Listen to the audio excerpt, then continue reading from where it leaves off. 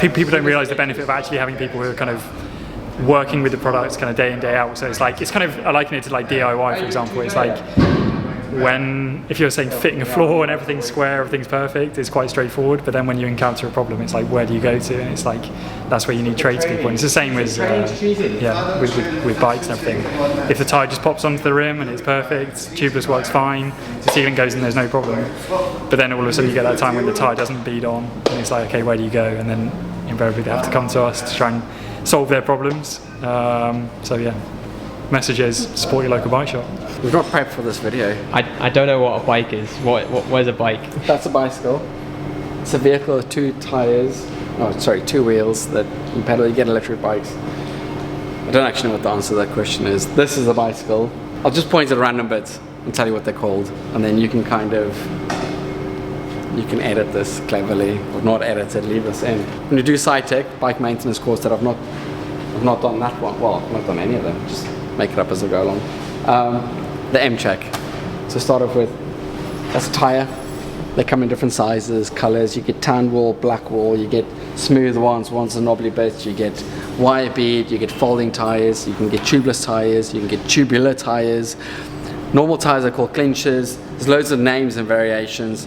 We can go more in depth with everything, but essentially, that's a tire. That's a wheel. You get carbon wheels. You get alloy wheels. You get disc wheels, you get clincher wheels, so whether they're on rim brakes or disc brakes. Onto that topic, that's a disc rotor for disc brake bike. That's your brake caliper. Your brake hose runs over there. This one goes through the fork. That's your fork. It's where your front wheel attaches to. That's your head tube. There's a steerer tube that goes through here. Steerer tube attaches to your stem. Yours is tiny. You get longer ones, you get shorter ones, you get bouncy ones like what I've got. You need one. That's your top cap. That on this model, obviously there's different ways for different bikes, but that essentially compresses the 2 bearings that are in there, which is your headset. What's a bearing? Bearing, it's a long question. I don't know if I'm the person to get in. Like, don't get me started on bearings. I'm obsessed with them. You know, I've got a tattoo of a bearing. That's your handlebars. That's a brake hose again from the front. It's come out. Handlebar tape. It's put on your handlebars to make it more comfortable. You get different ones. You get cork tape. You get gel tape. You get grippier, non-grippier. There's loads of variations. This is your. There's different names. Different brands called it. Back in the day, we called them STI levers. Gear shifters. Essentially, it's your brake lever, and then that's your gears. Yours is electronic, so you just click a button. That's your bicycle frame. It's a top tube, it's a down tube, it's a seat tube. That's the seat stay, that's a chain stay. This is considered your drive side, and that's considered your non-drive side. So you'll see on some things DS, NDS, just to make it simplified. That's your pedals. You get loads of different pedals. You get, generally, to make it simple, you get a flat pedal that you just ride like a normal one. As a kids, you'd be used to riding in a BMX or a kid's bike. These are clipless pedals. Don't know why they call them that, because they do have clips, they're not clipless. I'm gonna guess that's got to do with back in the day when they had track bikes and they had toe clips. And these don't have toe clips because your foot just engaged with that. This is your crank arm. And those are your chain rings. So you've got a double, so there's a big ring in there and a small ring behind it. But as a group name, it's called a crank set or a chain set. Front mech, once again, some people call it mechs, some people call it derailleurs, essentially the same thing. That just shifts the gears from your small ring to your big ring or back down. If you had a triple chain set, you'll have 3 rings. These come in different formats. Mountain bike ones, you get top swing, you get top clamp, low clamp. There's loads of different versions. You get a braze-on one, which means it just mounts onto a clamp that's onto your bike already, and you can get clamp-on ones where you have to get a clamp. A lot of classic steel frames use clamps. A lot of titanium bikes still use clamps. That's your seat post.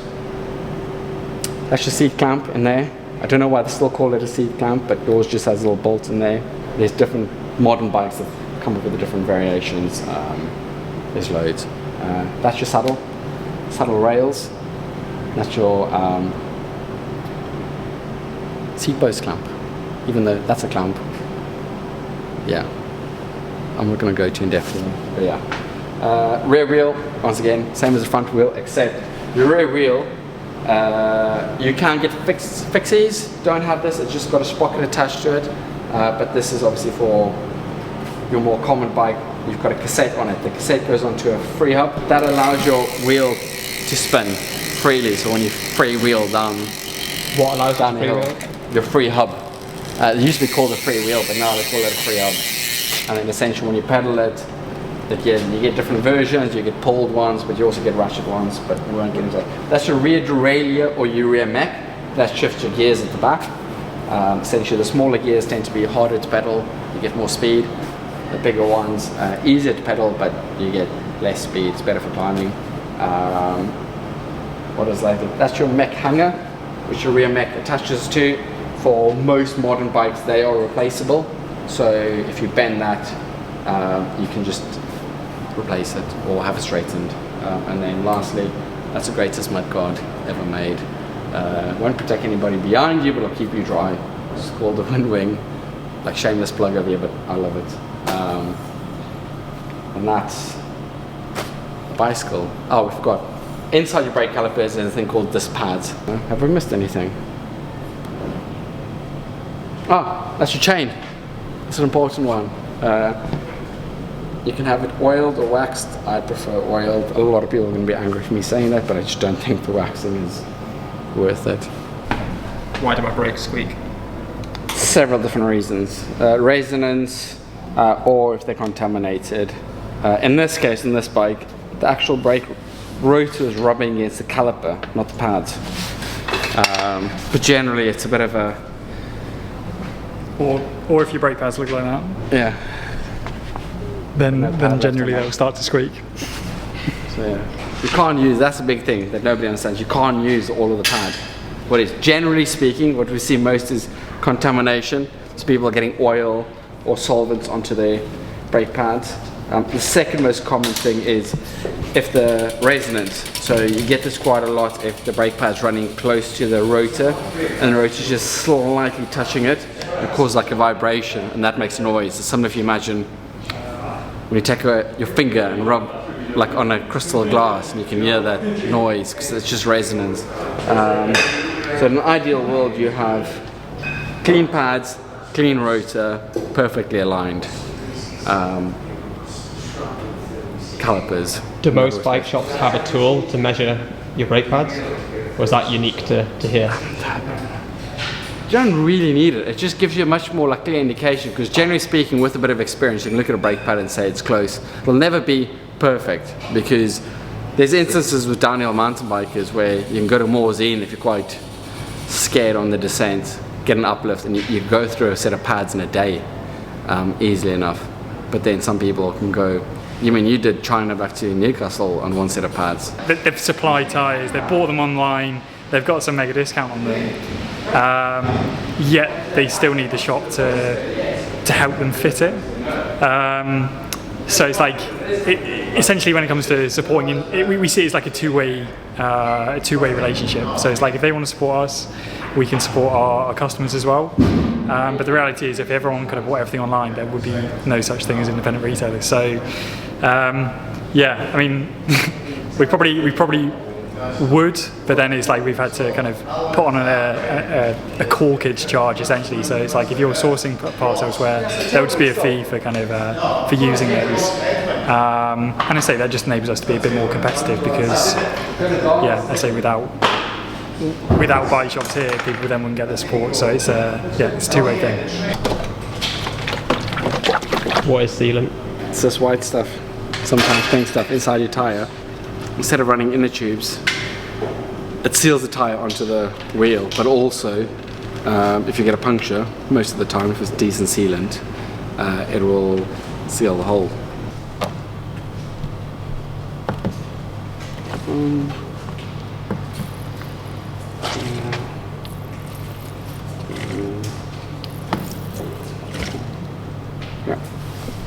How much sealant do you put in a tyre?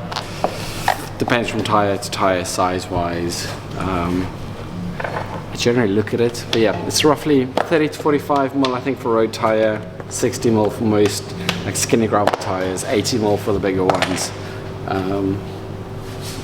If you're not sure, rather go a bit more than too little, but yeah. Also different brands say on there. So this one will say, road gravel 40 to 80mm, 27.5 inch mountain bike 80 to 100, and 2900 to 120. Tubeless on road is an issue if you just bring any tubes with you still, because okay, you have a hole, and if the sealant doesn't do its job, you still have to take the tyre off, you have to take the valve out. It ends up being really messy, complicated. But yeah, tubeless on road with plug kits is a pretty good solution. The problems it does create are things like clogged valves, so you get kind of a bit of tubular sealant in the valve, and we're seeing that becoming more and more common thing, just having to replace valve cores and things like that. So yeah, I'd say there's pros and cons to it. In some ways, tubes are just like a really simple solution, and I think as well, the other thing to say as well, the big benefit with tubeless in general is kind of lower tyre pressures without the risk of pinch flats. So that's more of a thing off-road, where on-road, where you're running high tyre pressures, you don't necessarily get the benefit from that. And again, for the sealant to work, you lose quite a bit of pressure often on the road. So it's like, yeah, again, there's two sides. Can I use my gravel bike as a road bike? Yes. Crit racing wouldn't be the greatest, but yes. You can use any bike to ride on the road. I wouldn't use any bike for like a mountain bike trail centre, but yes. What makes a gravel bike a gravel bike? How is it different to a road bike? Well, it's just more optimised to ride off-road. So it's very similar to a road bike. Drop bars, same kind of geometry in terms of how you sit on the bike. Generally speaking, a bit more upright, but it's got bigger tyre clearance. So you can run bigger, more comfortable tyres, more in the realms of mountain biking if you want to. But equally, you can put skinny road bike tyres on one and ride it. It's almost essentially equivalent to your classic back in the day when they marketed bikes as endurance bikes. It's a perfect endurance bike. Nobody likes the term hybrid, but technically gravel bikes, the perfect hybrid where you can use it on road and off road to almost equal proportions. What tyre pressure should I run in my gravel tyres? If you're asking for yourself, as in with your weight and your bike setup, then yeah, you get a different answer compared to someone who's got different bike, different width tyres, all the rest of it. So actually there's a couple of good online calculators. I think Silk have one on their website, and then Zip have one on their website as well. So you can punch in all the data about your bike, your setup. What pressure do you put in your tyres? For gravel? Or gravel, probably, I think Dirty Reaver, for example, and the Gralloch. Well, in fact, Dirty Reaver I ran like 30 psi, and then just had a couple of issues. So I ran slightly harder at the Gralloch, and that was kind of like loose gravel, not so much mud. But yeah, that was about 35 psi. And then, yeah, Dirty Reaver was probably nearer 30. That's me. What pressure do you use? In winter 14, and in summer 18 psi. It's all good based on your weight and your tyre size. So it's not he was running 35mm tyres at the time, which will be a different size. Like I said, go on the apps. There's some good apps out there giving you ideas of what you should do, but test it out as well. I hate that. It's my least favourite thing about tyres. What, popping onto the rim? Popping onto the rim, yeah. I've got an unnatural fear of it. For cross, set out on the course about 25 psi, and then drop it anywhere between 25 and about 13, and that's on a 33mm tyre. Gravel, I suppose it's similar to cross where you ride varies so much in terms of terrain. So again, on a wider tyre, I run 40 on my gravel bike, and I'll run that anywhere between 20 and 40 if it's rough enough. I think I'm going to get a puncture. My oven's supposed to go to 90 degrees, but it starts at 100. So I have to go over and then essentially open the door to let it drop the heat and close the door to see what it does, and then put shoes in. But then I don't understand how it's not going to go up to 100 again while the shoe's in there, James. No, just maintain. You close the door, it will maintain temperature for enough time. It's only 4 minutes. Why have you got an oven in your shop? Apparently you have to like heat shoes up these days to make them fit properly. I've just done it with this kit. Like, it doesn't scratch. It's meant this for gravel. So crank it back up a little bit. Put this in first. Obviously, as you ride and your warm feet in it, it's gonna get even more comfortable after a couple of rides.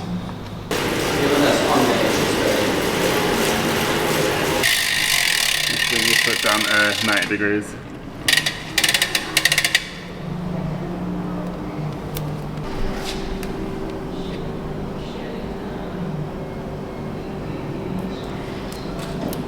And then drop your foot to the bottom for me.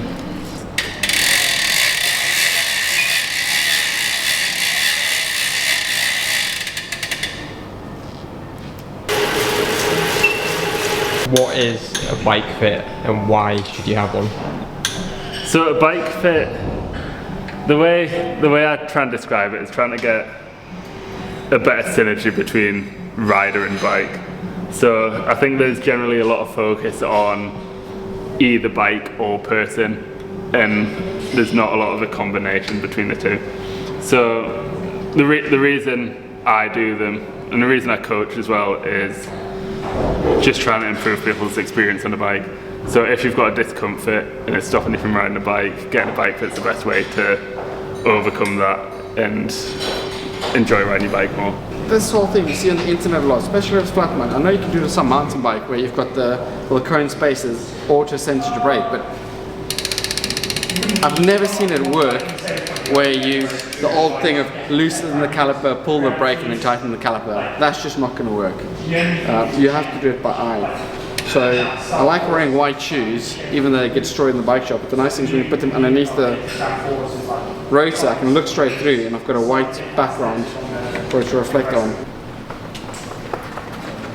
Can I run a Shimano chain with a Campag rear mech? Technically 11 speed, yes. 11 speed is the only one where Shimano, Campag and SRAM had universal compatibility. I don't think it was planned, but it just worked out. That worked. The cassettes and chains were completely interchangeable. The downside is Campag with 11 speed did not endorse split links.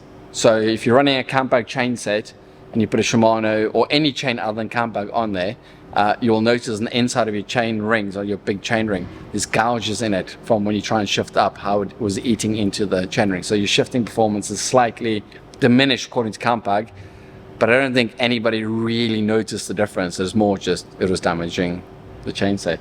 But it's you can do it. It's not advised from a bike shop, wouldn't recommend it, but yeah, you can get away with it. 10 speed wasn't compatible, and now 12 speed they try to make this stuff. There's still a little bit, but we've gotten beyond where we don't bodge things. It's just get the right stuff. I wouldn't run a Shimano chain on Campag anyway either, because Campag chain just lasts longer. It's more expensive, but it does last longer. Massive SRAM fan, but I have to give Campag kudos on durability. 1x versus 2x? I prefer 1x. I don't think you need 2x, but there's a bit of it's a cross debate. Depends on your gear ratios, depends on what you do. I think the misconception is most people believe they need this mega big gear to roll down hills with, or like get top speed. And World Tour, I didn't think 1x was going to catch on, because I assumed that the last 10k of a race, most of the lads want to be going at like 70k an hour plus, and you need the big rings to push on that gear. Where as long as you sacrifice your top end, 1x you can get away with it, because you've got all the low end gears. If you look into ratios closer, it works. I ride 1x. Most of our cycling club on the road rides 1x. It's less of a hassle. It's easier. It's lighter. It's cheaper. But there are caveats. I know everybody's going to comment, there's a team back in the day that raced 1x with 3 T-bikes, didn't work. But back then, they didn't have narrow wide. They didn't have clutches in the max. It was just an older thing. There's a lot of other reasons why it didn't work out. It wasn't so much 1x, where now I know last year's Tour and the Giro, and I think this year in the Giro as well, quite a few of the riders were doing 1x in a lot of the stages.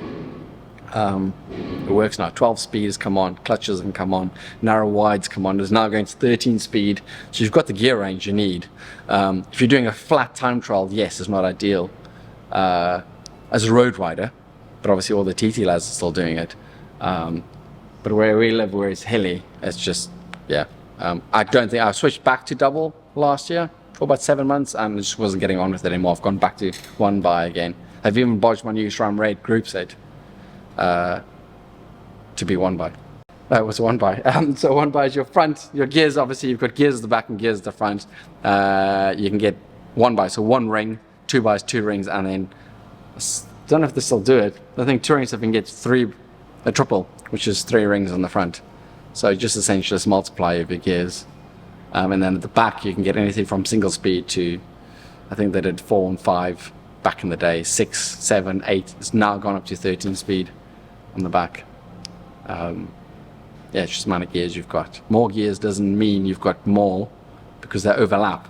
So I think 2 by on a road bike and then the Pro Peloton is more used because of the closeness and ratio on the cassette. So you don't have the bigger jumps between the gear.